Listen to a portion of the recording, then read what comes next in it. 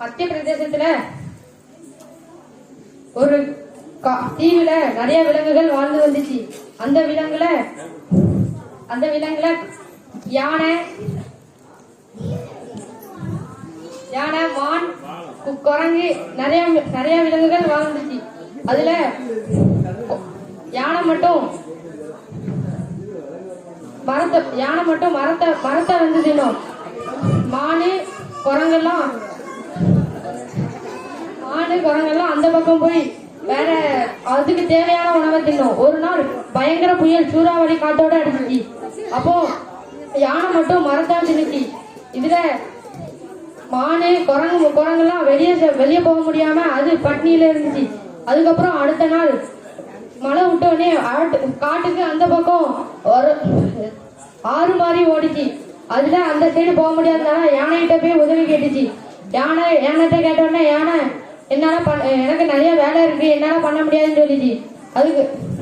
அதுக்கப்புறம் யானை சாப்பிட்டுக்கிட்டே அந்த சைடு போகும்போது அது காலில் ஒரு முள்ளு குத்திச்சு. அந்த முள்ளை குரங்கு பார்த்தோடனே குரங்கு எடுக்கும்போது அந்த யானை வருந்துச்சான். ஏன்னா அது அவங்க நண்பர்கள் கேட்ட உதவியை அதனால செய்ய முடியல. அது வருந்துட்டோடனே அந்த யானையும் ஒரு மரத்தை உடைச்சி அதுக்காண்டி அந்த ஆத்துக்கு அந்த சைட்ல அதுக்காண்டி வச்சு கொடுத்துட்டான். இன்னைக்கு நான் கிறிஸ்துமஸை பத்தி சொல்ல போறேன். நம்ம ஏசப்பா பிறந்த நாள் தான் நம்ம கிறிஸ்துமஸா கொண்டாடிட்டு இருக்கோம்.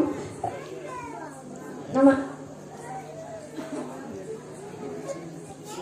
கடன் பிரச்சனையா நம்ம ஏசப்பா இமானுவேல்கிட்ட சொல்லுங்க, வேதியா நம்ம இமானுவேல் பார்த்து கொள்வாங்க. சமாதான பிரபுவே பிறந்திருக்காங்க. நமக்கு ஒரு பாலகன் பிறப்பா, நமக்கு ஒரு குமாரன் கொடுக்கப்பட்ட கர்த்தத்துவம் அவர் தோல் மேல் இருக்கும். வளமுள்ள தேவன் நித்திய பிதா சமாதான பிரபு எனப்படும். சாஸ்திரிகள் பொன்னும் தூபமர்க்கம் வெள்ளை போலம் என்பவைகளையும் பரிசாக கொடுத்தார். நன்றி.